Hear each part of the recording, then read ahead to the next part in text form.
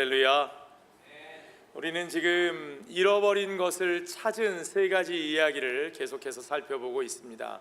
지난주에 우리가 두 가지 비유를 같이 함께 나누었는데요. 잃은 양을 찾은 목자의 비유 기억나시죠? 그리고 잃은 드라크마를 찾은 여자의 비유였습니다. 이 두 가지 비유가 서로 이렇게 평행하게 연결되어 있는데 아주 똑같은 표현들이 반복되고 있어요. 중요한 표현은 뭐냐? Rejoice with me. 나와 함께 기뻐하자. 나와 함께 즐거워하자. 왜요? I found my lost sheep. I found my lost coin. 내가 잃어버린 양을 찾았다. 내가 잃어버린 동전을 찾았다. 그러니 나와 함께 그것을 기뻐하고 즐거워하고 잔치를 벌이는 것이 마땅하다고. 여러분, 잃은 것을 찾았다고 하는 일이 얼마나 좋은 것인지요.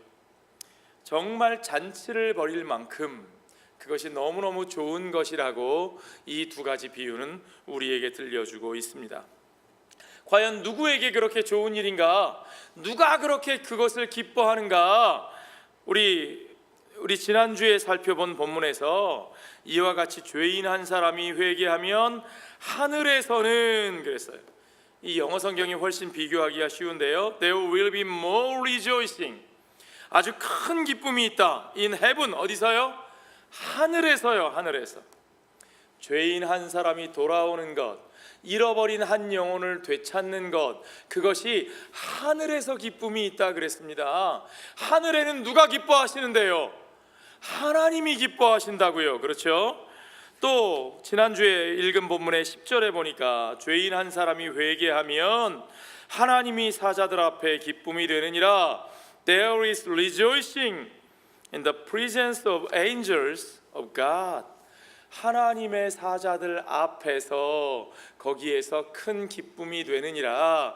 이 말은 하나님의 보좌 앞에 잔치가 벌어진다는 표현이죠. 임금님의 보좌를 보셨습니까? 그 보좌 앞에서 기뻐하고 춤추며 노래하는 건 그 사자들, 그 신하들이 하는 거예요. 임금님은 그 보좌에 앉아 계시지요. 마찬가지로 하나님의 보좌 앞에 있는 그의 사자들이, 천사들이 기뻐하고 즐거워한다는 것은, 그것은 하나님이 기뻐하시고 즐거워하시면서 그것으로 말미암아 그 보좌 앞에 잔치가 벌어진다는 뜻입니다. 왜 그렇게 좋을까요? 하나님이 왜 그것을 그렇게 좋아하실까요? 왜 잔치까지 벌일 정도로 그것을 좋아하실까요? 답은 하나입니다. Because it was lost and is found. 그것은요, 그것이 잃어버렸던 것이기 때문입니다. 그것이 특별히 더 귀하고 잘난 것이어서가 아니라 그것이 잃어버렸던 것이기 때문에, 잃어버렸던 것이 돌아왔고 잃어버렸던 것을 되찾았기 때문에 주인에게는 이 얻은 것이 더 값지냐, 잔치할 때 드는 비용이 더 값지냐, 그것을 계산하지 아니하고 그 잃어버린 것 하나로 말미암아 기뻐하고 즐거워하는 것이 바로 그 목자요, 그 여인이요, 바로 그 주인이라고 하는 것을 우리가 확인해야 합니다. 그러니까 이 이야기들을 통해서 우리가 확인해야 될 건 뭐냐면요, 아니 얼마나 대단한 양이길래 99마리를 놔두고 한 마리를 찾아가, 그게 아니고요. 얼마나 대단한 양인가가 중요한 것이 아니라 잃어버렸던 것 하나를 되찾았을 때 그렇게 기뻐하고 좋아하는, 그 하나를 소중히 여기는, 그 잃어버린 하나를 너무나 소중히 여기는 그 목자의 마음, 그 주인의 성품, 우리는 그 마음과 성품에 주목해야 한다는 것입니다. 결론부터 말씀드리면 우리 하나님이 그런 목자시라는 거죠. 우리 하나님이 바로 그런 아버지시라는 겁니다. 오늘 우리가 확인할 이야기는요, 우리가 이미 여러 번 나누었던 말씀입니다. 아마 제 기억에 한 2년마다 한 번씩 우리가 다시 나눴던 말씀인 것 같아요. 우리가 어떤 때는 렘브란트의 그림을 보면서, 그렇죠? 렘브란트의 그림, 돌아온 탕자, 잃어버린 아들을 찾는 그 아버지와 그 돌아온 아들과, 그리고 옆에서 빼딱 삐딱하게 발짱 끼고 불편한 표정으로 쳐다보는 큰아들의 모습과 그 주위를 둘러싼 사람들의 모습을 그린 그 그림을 여러분 이미 많은 분들이 기억을 하실 겁니다. 많은 사람들은 이 비유를 돌아온 탕자의 비유라고 표현을 하지만, 그러나 저는 그렇게 표현하고 싶지 않습니다. 이 비유의 초점도 돌아온 탕자에 있는 것이 아니라 잃어버린 아들을 되찾은 아버지에게 초점이 있다는 사실을 여러분 기억하십시오. 이 비유의 제목을 붙이자면 잃어버린 아들을 찾은 아버지의 비유입니다. 잃어버린 양을 찾은 목자의 비유, 잃어버린 드라크마를 찾은 여인의 비유, 그리고 세 번째 이야기는 잃어버린 아들을 찾은 아버지의 비유라는 겁니다. 여기서 중요한 것은 누구라고요? 아버지예요. 아버지. 작은 아들이 훌륭하냐, 큰 아들이 훌륭하냐, 그게 아니고요. 중요한 것은 아버지의 마음, 아버지의 성품입니다. 잃어버렸던 아들이 돌아오는 것을 보면서 기뻐 뛰어나가는 아버지, 그를 입맞추며 맞아들이는 아버지, 그의 신분을 회복시켜 줄 뿐만 아니라 그를 위하여 잔치를 벌이는 그 아버지, 그 아버지의 마음과 성품이 오늘 예수님이 우리에게 들려주시는 이야기의 핵심인 거죠. 그런데 여기서 우리가 생각해야 할 것은 과연 이 아들이 그렇게 아버지의 사랑을 받을 만한 사람인가 하는, 그것을 좀 우리가 고민해 볼 필요가 있습니다. 정말 아버지가 저렇게 해도 되는 거야? 어떻게 생각하세요, 여러분? 여러분의 상식으로 생각해 보시면 정말 아버지가 저렇게 해도 되는 거야? 저 아들이 저런 대접을 받을 만한 아들이야? 어떻게 생각하십니까? 또 그 아들을 위하여 잔치를 벌이는 것이 정말 그게 괜찮은 일인가? 그 잔치에 참여해도 되는가? 여러분, 그 잔치를 삐딱하게 바라보는 큰아들 여러분 기억하시죠? 과연 나라면 그럴 때의 잔치를 벌일 것인가? 나라면 그 잔치에 참여할 것인가? 그 잔치가 정말 아버지에게 기쁨이었듯이 내게도 기쁨이 될 수 있는가? 여러분, 오늘 우리들의 입장에서 우리는 과연 그 아버지와 같은 마음을 품고 그 아버지와 함께 잔치에 참여해서 그 아버지가 기뻐하는 것을 기뻐할 수 있는가? 그것이 바로 예수님께서 우리에게 계속 잃어버린 것들에 대한 이야기를 들려주시는 가장 중요한 목적입니다. 우리들에게 그것을 물어볼 수 있어야 됩니다.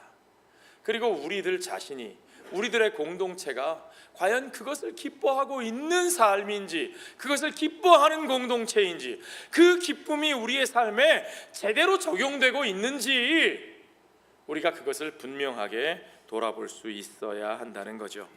자, 먼저 작은 아들에 대해서 좀 생각해 봅시다. 상식적으로 우리가 이 아들에 대한 이야기는 다 압니다. 아유, 그저 철없어서 집을 나갔다가 나중에 회개하고 돌아오니까 아버지가 맞아주셨어. 그러니까 회개하고 돌아오는 건 중요한 일이야. 돌아오기만 하면 아버지가 맞아주셔. 물론 틀린 얘기는 아닙니다. 그것이 좋은 이야기죠. 맞는 이야기입니다. 그러나 성경이 그것만 이야기하고 있는가? 아니요, 우리는 조금 더 성경이 말씀하고 있는 것을 구체적으로 자세히 이해할 필요가 있습니다. 자, 12절 본문을 한번 보십시오. 그 앞에 얘기는 여러분들이 다 아시는 얘기예요. 이 아들이 있는, 아들 둘을 둔 사람이 있었는데 둘 중에 하나, 작은 아들이죠, 둘째 아들이 아버지에게 재산을 요구합니다. 12절부터 보세요. 그 둘째가 아버지에게 말하되, 아버지여, 재산 중에서 내게 돌아올 분깃을 내게 주소서 하는지라. 아버지가 그 살림을 어떻게 했어요? 각각 나눠주었더니. 각각 나눠주었다는 말은 뭐예요? 작은 아들에게만 나눠줬어요? 큰 아들에게도 나눠줬어요? 큰 아들에게도 나눠주었다는 얘기죠. 각각 나누어 주었다. 이 아들의 요구에 대해서 한번 생각해 보십시오. 그럴 수 있는 이야기인가? 아들이 아버지에게 재산을 나눠달라는 말이 가능한 것인가? 오늘날로 보면 뭐 그럴듯한 얘기인 것 같아요. 지금 미국의 트럼프 대통령도요, 처음 사업을 시작할 때 아버지가 굉장히 부자였는데 아버지에게 돈을 빌렸다 그러죠. 아버지, 내가 비즈니스를 시작하려고 하는데 뭐 돈을 얼마를 좀 빌려주십시오. 아버지가 빌려주었고 그 빌려준 것을 가지고 사업을 시작했다고 하죠. 오늘날도 그런 아들들이 많습니다. 요즘도 아버지 요 정도만 도와주시면 내가 무언가 해서 내가 멋지게 자리 잡을 수 있을 것 같으니까 아버지 나를 좀 도와주십시오. 뭐 그럴 수 있죠. 요즘의 기준으로 하면요. 그렇게 해서 자리 잡고 공부도 하고 사업도 시작하고 그래서 번듯하게 한 사람으로 이렇게 성공하면 괜찮죠. 그런데 이 시대에는 그와 같지 않습니다. 이 시대는요, 여기서 말하는 아버지의 분깃이 무엇이냐, 영어 성경에 보면요, Father, give me my share of the estate, 그렇게 되어 있습니다. estate. 아버지의 에스테이트에서 나의 몫을 나누어 주십시오. 에스테이트이 뭐예요, 여러분? 이 헬라어 성경에는 우시아스라고 되어 있는데 이 우시아스라는 말은 에스테이트라고도 번역할 수도 있고 프로퍼티라고도 번역할 수도 있고 포세션이라고도 번역할 수 있어요. 다 번역할 수 있지만 그 중에 가장 어울리는 이 문맥의 표현은 에스테이트입니다. 왜냐하면 유대인들의 재산 중에 재산은 땅이었거든요. 땅. 조상 대대로 물려받은 땅을 말하는 겁니다. 그래서 NIV 성경은 에스테이트라고 번역했어요. 여러분, 에스테이트이 뭡니까?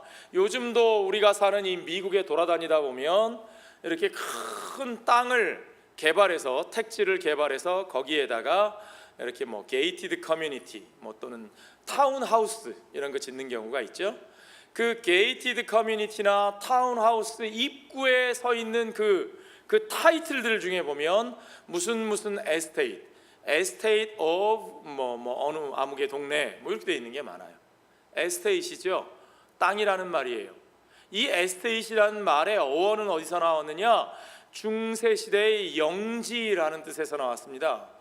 봉건 시대에 귀족들이 자기의 넓은 땅을 소유하고 그 안에서 농장을 운영하고 자기의 집도 있고 그 땅 안에 있는 사람들을 다스리면서 살아가는 그 영지가 바로 에스테이트예요. 유대인들에게 있어서 에스테이트의 의미도 마찬가지입니다. 하나님이 그들에게 각 지파별로 땅을 나누어 주셨어요. 그리고 그 땅이 각 가문별로 또 나누어졌습니다. 그 가문의 땅이 대대로 상속되어지는데 아들들에게 상속되어지죠. 아버지에게서 아들에게로 그들에게 있어서 땅은 그들의 삶의 모든 기반이었습니다. 땅을 물려받는 자는 생존의 기반이 있었고 땅을 물려받지 못하는 자들은 생존의 기반이 없는 거예요. 그러니까 고아와 과부와 나그네, 하나님께서 분명히 너희들이 보살피고 돌보라라고 말씀하신, 특별히 강조하신 그 세 종류의 사람들의 공통점이 뭐냐? 물려받을 땅이 없는 사람들인 거죠. 고아와 과부와 나그네, 물려받을 땅에 분깃이 없는 사람들이에요. 그 사람들은 삶의 기반이 없으니까 그들을 돌보라는 거죠. 그들을 가엾이 여기고 돌보고 선대하라는 겁니다. 자, 그렇게 보면 여기서 분깃, 내 분깃, 아버지의 에스테이트의 내 분깃, my portion of the estate, your estate 이라고 말하는 것은요, 아버지의 땅, 그것을 내가 물려받을 거니까 아버지가 돌아가시기 전에 나에게 넘겨주십시오, 그런 뜻이에요. 여러분, 오늘날 현대 자본주의 사회에서 아버지가 가진 돈의 일부를 아들에게 미리 떼어주어서 그것으로 자리를 잡거나 공부를 하거나 사업을 하게 하는 일은 그럴 수 있는 일이지만, 땅이 삶의 기반의 전부인 시대에 아버지가 돌아가시지 않았는데 그 땅을 미리 떼어주십시오라고 요구하는 건, 이건요, 아버지의 삶의 기반을 송두리째 무시하는 겁니다. 물론 당연히 아버지가 돌아가시면 그 땅은 그 아들들에게 나누어집니다. 그런데 아버지가 돌아가시기도 전에 그 땅을 내게 주십시오 하는 표현은, 첫째, 나는 좀 아버지가 빨리 돌아가셨으면 좋겠습니다. 왜요? 그래야 내 것이 되니까, 그런 뜻이고, 또 하나는 아버지의 노년의 삶의 기반을 전혀 고려하지 않는, 완전히 아버지를 무시하는 그런 말이라고 할 수 있는 거죠. 있을 수 없는 얘기입니다. 더군다나 이것이 왜 그렇게 큰 문제가 되느냐? 여러분, 레위기 25장에 보면 하나님께서 이스라엘 백성들에게 토지에 대한 규례를 주셔요. 이스라엘 백성들에게 토지를 나누어 주신 분은 하나님이십니다.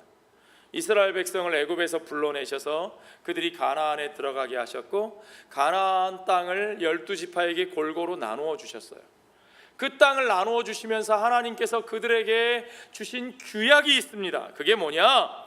레위기 25장 23절에 보면 토지를 영구히 팔지 말라 그랬어요. 땅을 팔지 말라. 그것도 permanently, 영구히 팔지 마라. 이 말은 무슨 뜻이냐면 그냥 그들의 경제적인 사정에 따라 어떤 때는 땅을 빼앗기기도 하고 어떤 때는 땅을 맡기고 돈을 얻었을 수도 있고 그럴 수는 있지만, 그러나 땅의 소유권을 영원히 넘길 수는 없다. 누군가 내 땅이 아닌 땅을 받아다가 그것을 영원히 내 것으로 만들 수 없다는 뜻입니다. 조금 더 생각해 보죠. 토지를 영구히 팔지 말 것은 토지는 다 내 것임이니라. 너희는 거류민이요 동거하는 자로서 나와 함께 있느니라. 왜 토지를 팔 수 없느냐? 토지의 소유권을 왜 완전하게 주고받을 수 없느냐? 왜요? 이유가 뭐라 그랬습니까? 토지는 누구 것이기 때문에? 토지는 하나님의 것이기 때문에. 하나님이 그 땅을 백성들에게 나누어 주셨어요. 그런데도 하나님은 뭐라고 말씀하시느냐? 이 토지의 영원한 소유권은 나에게 있다. 내가 너희에게 나누어 준 것은 너희가 이 땅에 기반하여 경작하여 일하고 거기서 먹고 살 수 있는 것이지, 너희가 이 땅의 주인이라고 주장하면 안 된다는 거예요. 너희는 주인이 아니라 무엇이다? 거류민이다. 거류민이라는 말 아시죠? 제1본 한국인 거류민, 제1본 거류민단, 그런 말이 있어요. 잠시 머물러 사는 사람들입니다. 한마디로 말하면 나그네예요. 영어로 표현하면 에일리언이고 다른 표현으로는 소저너스입니다. 소저너스, 나그네. 우리가 나그네라는 거예요. 우리는 동거하는 자일 뿐입니다. 누구와 동거하느냐? 하나님과 동거하는 사람들이에요. 우리는 하나님이 보내신 땅에서 하나님이 소유하신 땅을 경작하면서 그곳에서 하나님과 동거하는 나그네에 불과하다는 겁니다. 그래서 성경에서는 나그네를 존중하라고 말해요. 나그네를 선대하라고 말해요. 성경이 말하는 나그네는요, 이 동네에서 저 동네로 옮겨 다니는 사람이 아니라 외국인을 말하는 거예요. 이방인, foreigners, alien, sojourners. 하나님의 백성의 기본 가치가 무엇이냐? 외국인을, 나그네를, 이방인을, 그들을 선대하고 보살피라는 거예요. 환영하라는 거예요. 왜요? 너희도 나그네임이라. 우리가 하나님 앞에서 나그네라. 우리의 땅이라고 주장할 것이 아무것도 없다는 겁니다. 그것이 본래 우리의 땅이 아니었고 하나님이 우리를 여기로 이끌어 살게 하셨고 그 모든 소유는 하나님의 것이요 우리는 하나님의 것을 잠시 받아 누리는 자이기 때문이라고 말씀하고 계십니다. 여러분 믿으십니까? 혹시 이 가운데 땅을 많이 가지신 분이 계시면 난 땅이 많은데 그럼 난 손해 아니야? 혹시 억울하고 불편하신 분이 계실지 모르겠습니다. 그러나 그렇지 않습니다. 그 모든 것이 주님의 소유예요. 이스라엘 백성들은 그것을 분명하게 기억해야 했습니다. 하나님은 그것을 기억하게 하시기 위해서 그들에게 땅의 소유권을 이전하지 못하게 했어요. 땅을 통해서 이득을 얻지 못하게 했다는 거예요. 땅의 매매를 통해서 땅을 더 많이 차지함으로써 영원히 내가 이 땅의 기득권을 가지고 살리라, 그럴 수 없다는 거예요. 아이들이 하는 게임 중에 모노폴리라는 게임이 있습니다.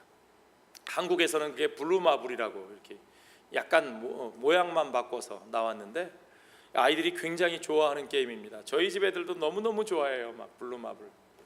누구만 오면 집에서 그거 하자고 난리가 나요. 그 블루마블이 뭘 가르쳐주는 게임인 줄 아십니까 여러분?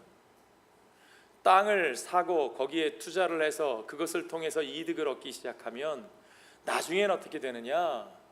결국엔 모든 땅을 모노폴리, 한 사람이 독점하게 된다는 거예요. 모든 땅을 한 사람이 독점하게 되면 어떻게 되느냐? 여러분, 땅은 유한하고 다른 재화보다 더 생산할 수 없는 것이기 때문에 다른 재화나 노동의 가치에 비해서 땅의 가치가 무한히 상승합니다. 그래서 결국엔 땅을 가진 사람이 나머지 모든 것들을 다 잡아먹어요. 노동의 가치도 생산품의 가치도 땅의 가치를 따라갈 수 있는 것이 아무것도 없습니다. 그래서 우리 필라델피아 사람 중에 헨리 조지라는 사람은 다른 것은 몰라도 땅만큼은 영구한 소유를 보장해주면 안 된다. 땅을 마음대로 사적으로 사고 팔게 하면 안 된다. 그러면 우리의 모든 경제적 가치가 다 훼손되고 모든 사람이 땅에 종속되게 된다. 땅을 가진 사람에게 종속되어 자유와 평등을 잃어버릴 수밖에 없다고 그렇게 지적했습니다. 헨리 조지는 공산주의자가 아니에요. 사회주의자도 아니에요. 헨리 조지는 오히려 마르크스적인 유물론을 굉장히 강하게 비판했던 사람입니다. 그러나 하나님의 법을 따라 레위기의 원리를 따라서 우리가 다른 모든 것들은 소유하고 매매하고 자유롭게 우리가 능력과 노력에 따라서 대가를 얻되, 그러나 토지만큼은 우리가 하나님께서 경고하신 대로 개인이 과다하게 소지하지 못하도록 그것을 제한할 수 있어야 한다고 지적했던 분이 헨리 조지라고 하는 사람이죠. 어쨌든 성경의 원리는 그렇습니다. 토지는 내가 부모에게서 물려받았을지라도 그것을 내 마음대로 함부로 팔 수 있는 것이 아닙니다. 그런데 13절에 보세요. 이 둘째 아들이 어떻게 했는지 보십시오. 그 후 며칠이 안 돼요. 둘째 아들이 재물을 다 모아가지고 먼 나라에 가 거기서 허랑방탕하여 그 재산을 낭비하였다. 재산을 다 모아서 가지고 갔대요. 이게 어떻게 가능하죠? 아버지가 물려주신 건 뭐예요? My portion of estate, 땅이었어요. 땅. 우리말로 뭐라 그러죠? 부동산. 우리말로 재산을 두 가지로 나눠요. 동산과 부동산. 동산은 어떤 거? 들고 갈 수 있는 거, 그렇죠? 동산은 들고 갈 수 있는 거, 움직일 동. 부동산은 뭐예요? 움직일 수 없는 거, 들고 갈 수 없는 게 부동산이에요. 부동산. 물려받은 건 뭐였어요? 부동산이었는데, 에스테이트였는데 가지고 간 건 어떻게 했어요? 재물을 다 모아가지고 먼 나라로 가버렸대요. 그러니까 그 사이에 어떤 일이 일어난 거예요? 이 아들은 무슨 일을 했어요? 아버지가 물려준 땅을 다 팔아버렸다는 거죠. 이것은 아버지에게 불효한 것뿐만 아니라 이것은 하나님의 법을 무시한 거죠. 이건 굉장히 큰 죄입니다. 하나님의 율법을 단순히 어긴 것뿐만 아니라 그 공동체의 삶의 기반을 무너뜨릴 수도 있는, 아버지의 노후의 삶의 기반을 무너뜨릴 뿐만 아니라 이 땅을 다 팔아가지고 그걸 가지고 외국으로 떠나버렸으면 이제 이 가문은, 이 집안은 이 사람이 팔아버린 만큼의 땅을 회복할 방법이 있어요? 없어요? 없는 거예요. 그러니까 그는 공동체 전체의 삶의 기반을 허물어낼 수 있는 굉장히 큰 배신 행위를 했다는 거죠. 그리고는 먼 나라에 가서 허랑방탕하여 재산을 낭비하였다 그랬습니다. 어느 정도 낭비했느냐? 망해도 쫄딱 망했는데 어느 정도 쫄딱 망했느냐? 15절에 보십시오. 가서 그 나라 백성 중 한 사람에게 붙여 사니, 영어 성경에 이렇게 표현되어 있어요. So he went and hired out himself to a citizen of the country. 그 나라의 시민에게 하이어드해서 자신을 붙여서 살았다. 참 이게 재미있는 표현이죠. 시티즌이라는 것을 강조했습니다. 이 사람은 하나님의 백성이었어요. 하나님 나라 공동체에 속한 사람이었어요. 이스라엘 백성이었잖아요. 그랬던 이 사람이 자신의 나라를 배신하고 자기 민족을 배신하고 그 가문 공동체를 배신하고 아버지를 배신하고 떠나서는 그곳 그 나라의 시민에게 빌붙어서 그 나라의 시민이 된 게 아니에요. 그 나라의 시민에게 빌붙어서 살 수밖에 없는 꼴이 되었다는 거죠. 하나님의 백성으로서 하나님 나라에 속한 자로 얼마나 비참한 모습인지를 시티즌이라고 하는 말이 우리에게 느껴지게 해주고 있어요. 이게 얼마나 우리에게 와닿는 표현입니까? 우리 이민자들에게, 그죠? 그놈의 시티즌십, 그놈의 영주권, 그게 얼마나 간절한지 우리는 알잖아요. 거기에 붙여 살았대요. 그랬는데 그 시티즌, 그 잘난 그 나라의 시티즌은 이 사람을 어떻게 대우했습니까? Send him to his fields to feed pigs. 돼지를 먹이는 들로 내보냈어요. 하나님의 백성 이스라엘 사람이 유대인이 돼지 치는 일을 합니다. 있을 수 없는 일이죠. 부정한 일이죠. 그런데 그가 어떻게 망했습니까? 돼지를 치면서 그럭저럭 입에 풀칠하고 살았으면 다행일 텐데 아니요. 그는 돼지가 먹는 그것을 먹고 싶어서 침을 삼키고 배고파했지만 아무도 그것조차도 그 사람에게 내어주는 사람이 없을 정도로 정말 더 떨어질 수 없는 삶의 가장 비참한 나락으로 떨어졌다는 사실을 성경은 우리에게 보여주고 있습니다. 그 사람 스스로가 나중에 고백하는 것처럼 21절에 내가 하늘과 아버지께 죄를 지었사오니, 그 사람의 죄는요 철이 없어서 아버지의 마음을 아프게 한 정도가 아닌 거예요. 그는 하늘에 범죄한 죄인입니다.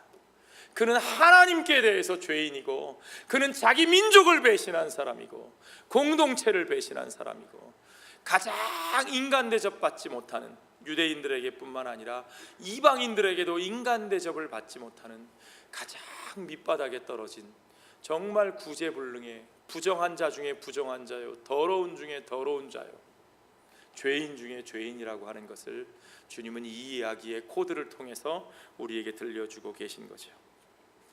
그런데 이 아들을 맞아들이는 아버지의 모습을 보십시오. 아들이 정말 자포자기하고 아버지를 찾아가는 거예요. 어쩔 수 없으니까 가는 거예요. 내 아버지 집 품꾼 중에는 나보다 넉넉하게 먹는 사람들이 얼마나 많은데 자기가 아버지에게 받아들여질 것이라고 기대하고 가지 않아요. 아버지의 아들의 신분을 회복할 수 있을 것이라고 생각하고 가지 않습니다. 갈 데가 거기밖에 없으니까, 그래도 거기 가면 먹여는 줄 것 같으니까 그렇게 터덜터덜 아무것도 기대할 수 없는 상태로 아버지께 나아가는 거죠. 그 아들을 본 아버지의 모습은 어떻습니까?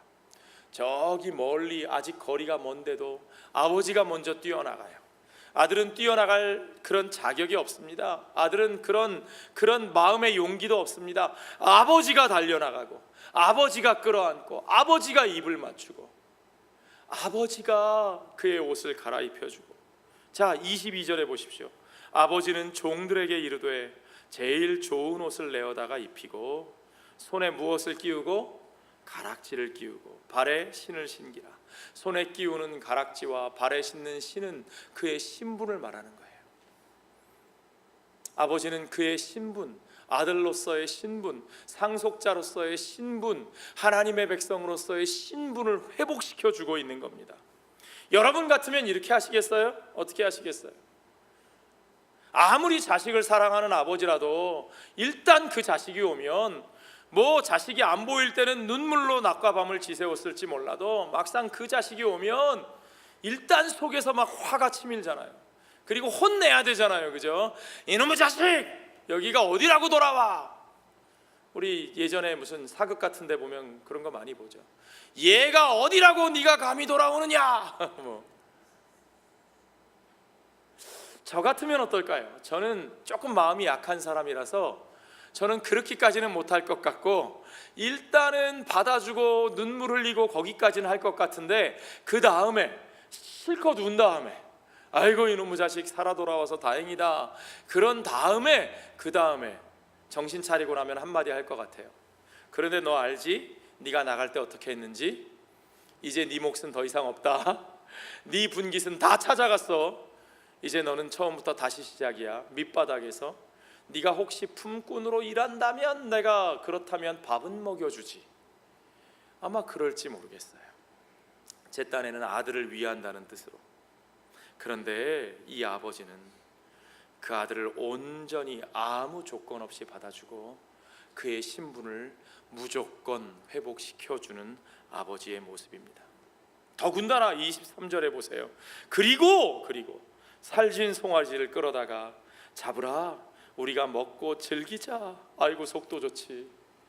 뭐가 그렇게 좋아서 자기 재산의 반을 털어먹고 왔는데, 이렇게 망가져서 왔는데, 그것 때문에 자기 집안이, 자기 공동체가 어떻게 될지 모르는데 그 모든 것들 계산하지 않고 기뻐하자, 즐거워하자, 먹고 마시자, 잔치를 벌리자. 여러분의 상식으로 이 아버지가 이해가 되십니까?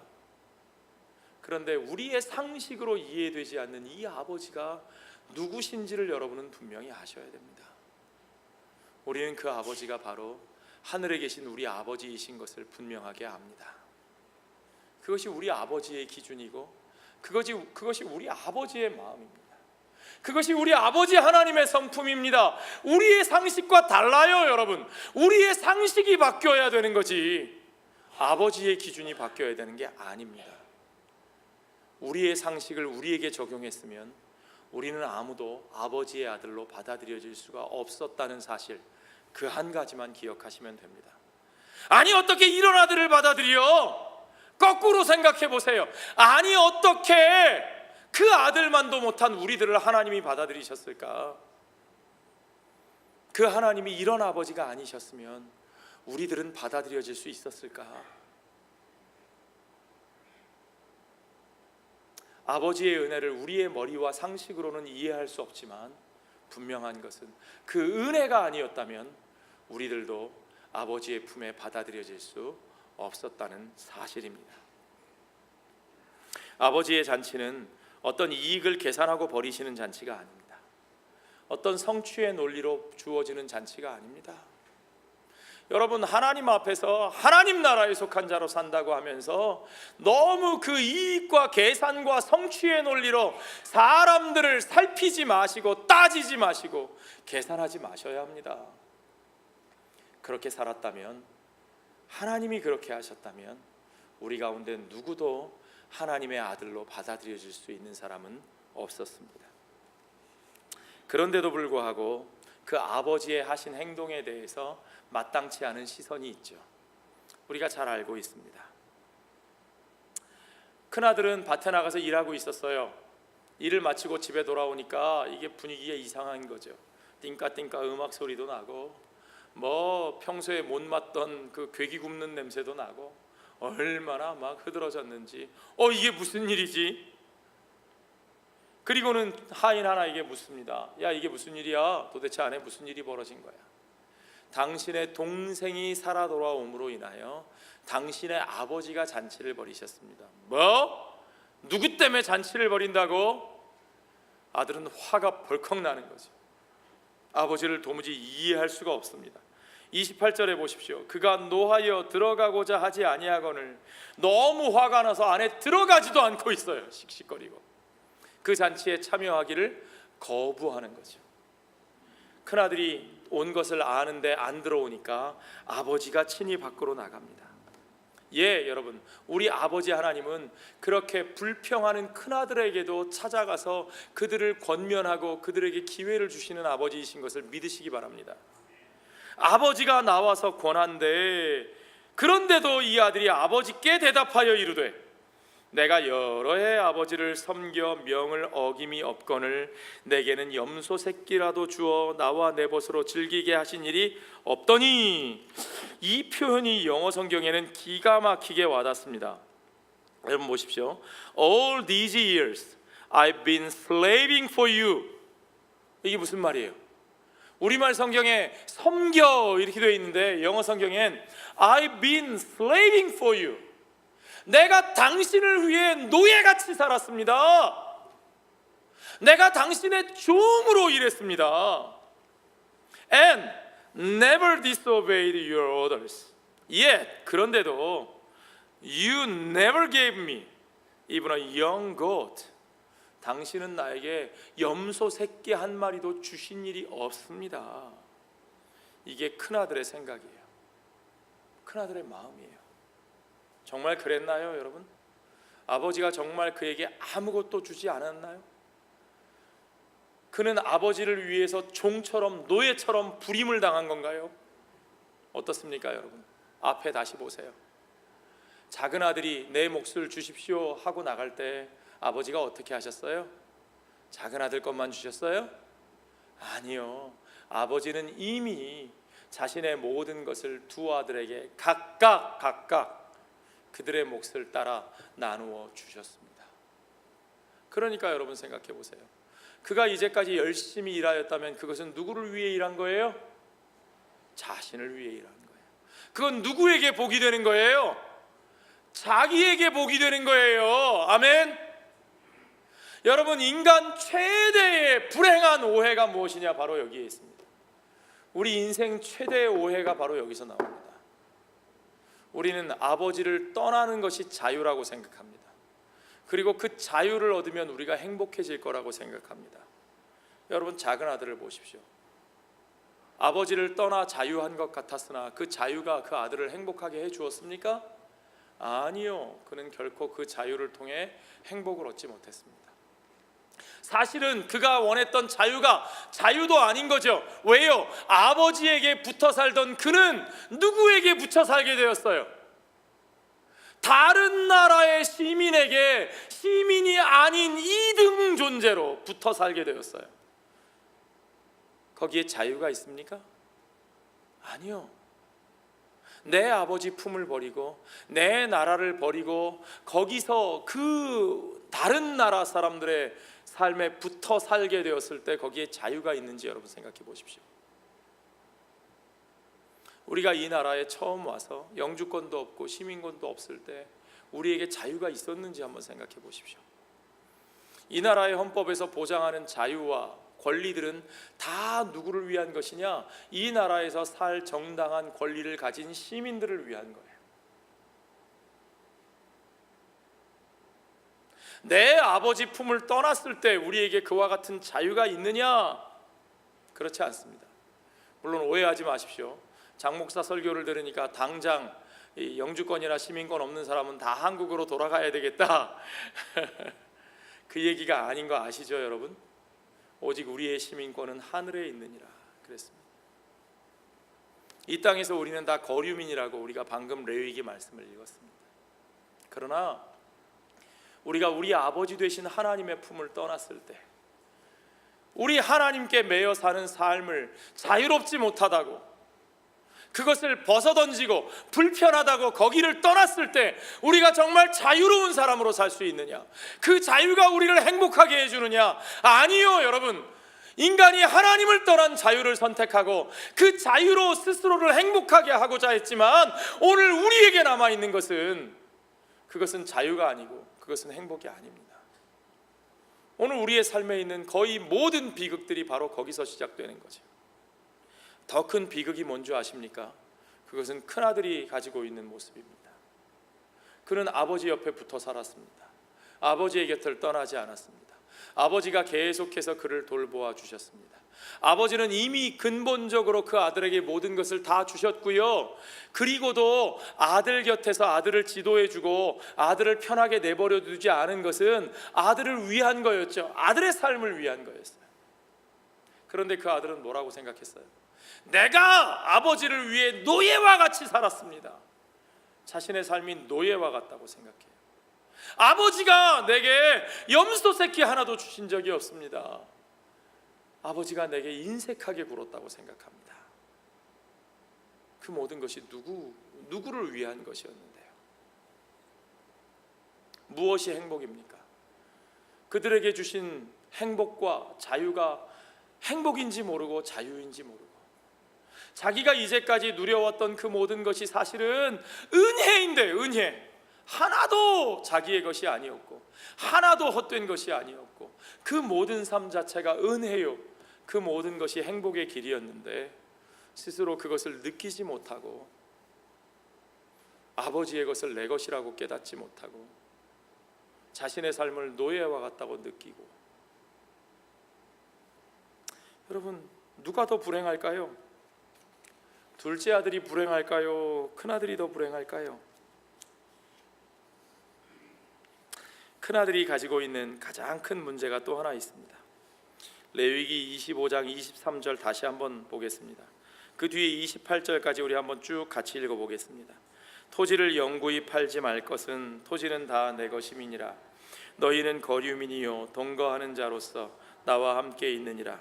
너희 기업의 온 땅에서 그 토지 무르기를 허락할지니 만일 내 형제가 가난하여 그의 기업 중에서 얼마를 팔았으면 그에게 가까운 기업 물을 자가 와서 그의 형제가 판 것을 물을 것이요 만일 그것을 물을 사람이 없고 자기가 부유하게 되어 물을 힘이 있으면 그 판 해를 계수하여 그 남은 값을 산 자에게 주고 자기의 소유지로 돌릴 것이니라.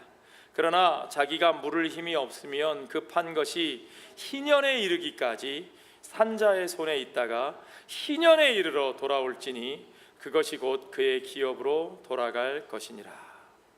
자, 여러분, 둘째 아들이 모든 것을 다 팔아먹고 가서 털어먹고 남은 것 없이 왔어요. 다시 되살 수 있는 능력이 없어요. 그러면 그 땅을 되사야 될 책임은 누구에게 있는 겁니까? 가장 가까운 친척 누구죠? 물론 아버지죠. 아버지는 팔 것이 아버지는 그걸 회복해 줄 힘이 있어요, 없어요? 없어요. 다 주었어요. 그러니까 이제 그 책임은 누구에게 있는 거예요? 큰아들에게 있는 거죠. 큰아들은 아버지 곁에 있던 큰아들, 아버지의 소유를 물려받아 가지고 있는 큰아들은 다 털어먹은 둘째 아들을 비난하고 손가락질만 하는 것이 아니라 그 아들을 위하여, 그 동생을 위하여 기꺼이 그의 기업을 회복해 주어야 할, 기업을 물러 주어야, 물을 책임이 그에게 있다는 거예요. 여기 우리말에 기업 물은다라는 것은 회복한다라는 뜻입니다. 영어로 번역하면 redeem 하는 거죠. redeem. 큰아들은 작은 아들을 위한 리디머가 되어 주어야 할 책임이 있는 겁니다. 이것이 하나님의 법이에요. 이것이 하나님의 백성된 자들의 삶의 원리예요. 못나고 부족하고 한심한 자일지라도 그들을 회복시켜야 주어야 될 책임이 아버지와 함께한 큰아들에게 있는 것을 여러분 믿으시기 바랍니다.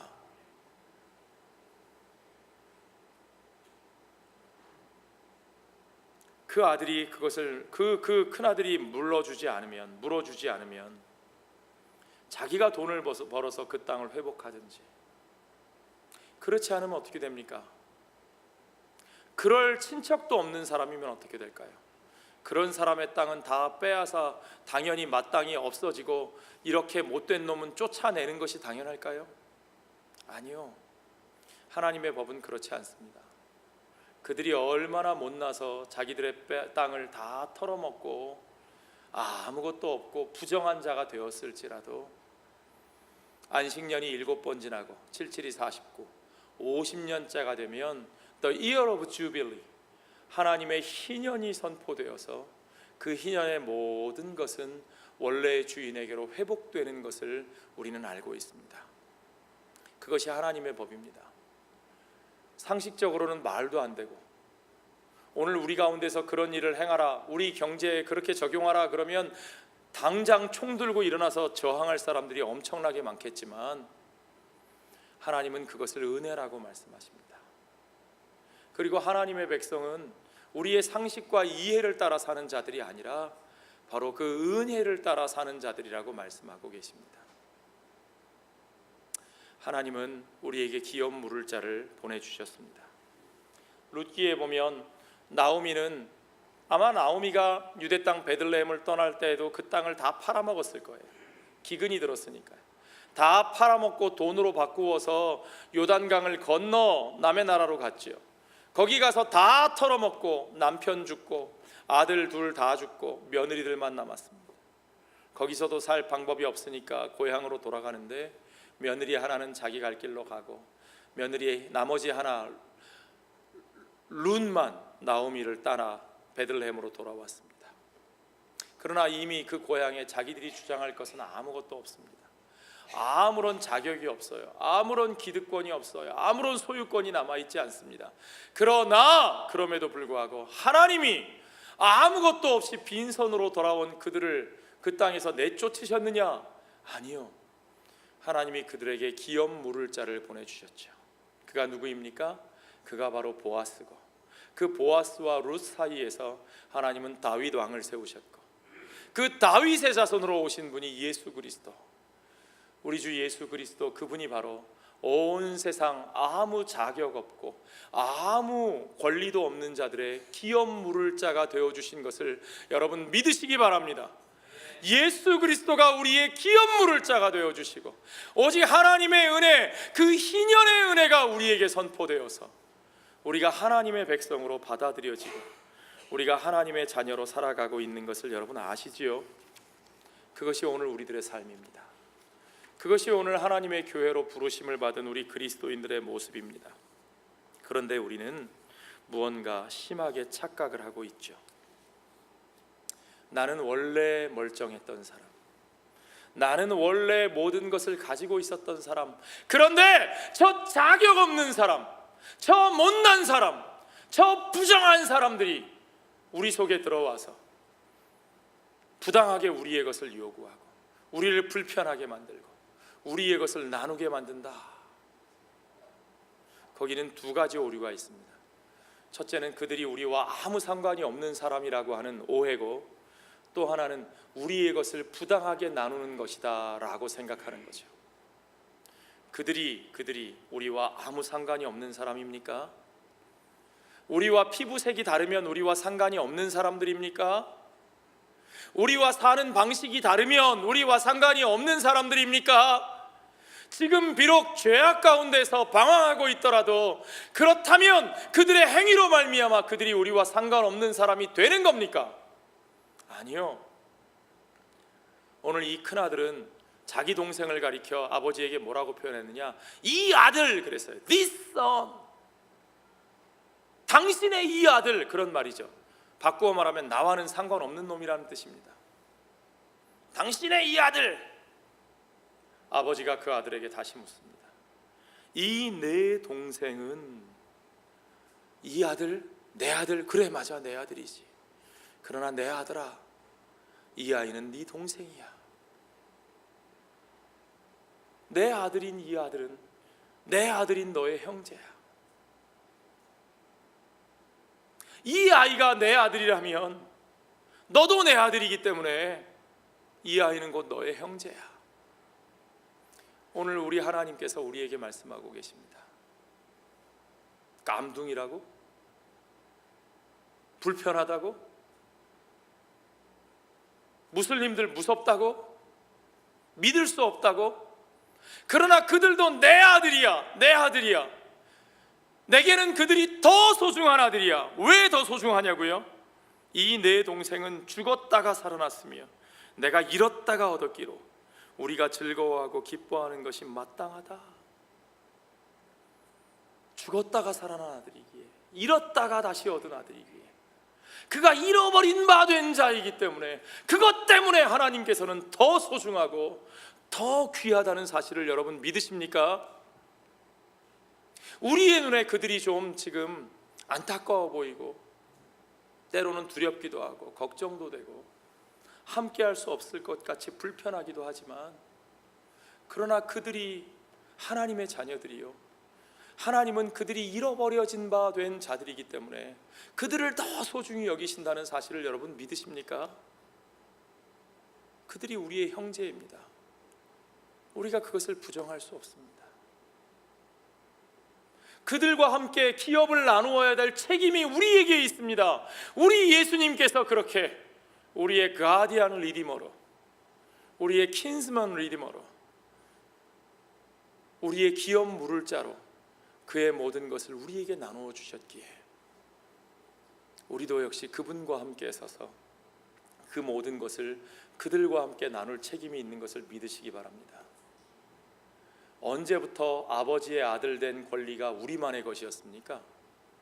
언제부터 이 땅이 우리들만의 것이었습니까? 이번에 버지니아 샬럿츠빌에서 그 폭동을 일으켰던 그 백인 우월주의자들이 외치는 구호가 뭔지 아세요?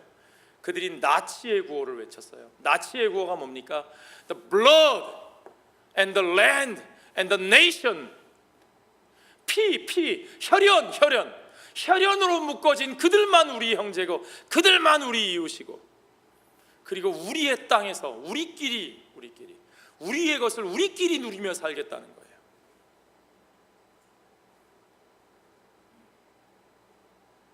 언제부터 우리만 하나님의 백성이었습니까? 사도 바울이 표현하는 대로 우리가 원래는 외인이었고 하나님의 백성 밖에 있었고, 언제부터 이 땅이 우리들의 땅이었습니까? 20년 전에 혹은 30년 전에 이민 온 우리뿐만 아니라 백인들도 이 땅은 그들의 땅이라고 내세울 권리가 없는 사람들입니다.